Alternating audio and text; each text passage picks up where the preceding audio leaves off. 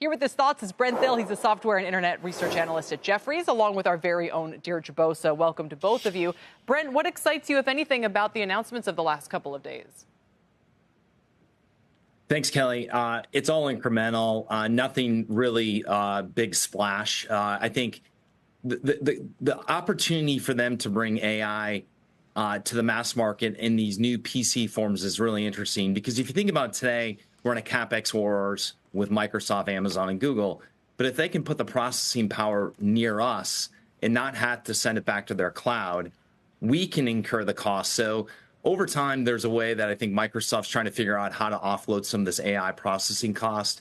I think the other thing that's super impressive is that Microsoft's gaining mind share and market share among CIOs. They can talk AI from applications to infrastructure. And so I think at this point, we think they've gained the most market share. When we ask anyone in the industry, if you had to have a draft picked and you could pick one for AI and it's Microsoft, Amazon, or Google, 90% of the experts we talk to are drafting Microsoft. So I think the vision, they're ahead. They're thinking outside the box about even processing costs and where can they put this processing power locally.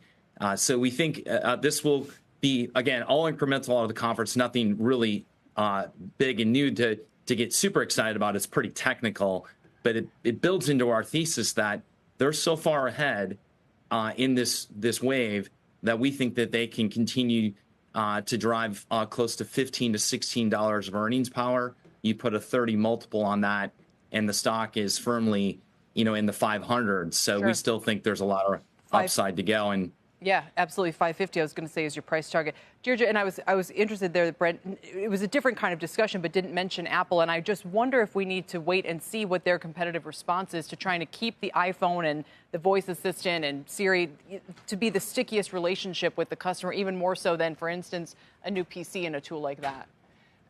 The last few weeks have been so event heavy, so announcement heavy. Even if they're incremental, they just raise the bar for Apple's WWDC, especially with this pretty impressive AI-powered PC. What is Apple going to do to kind of reclaim its spot and really tell investors that it has a strategy? Question for you, Brent. When did you take that survey asking people who they preferred in the AI race?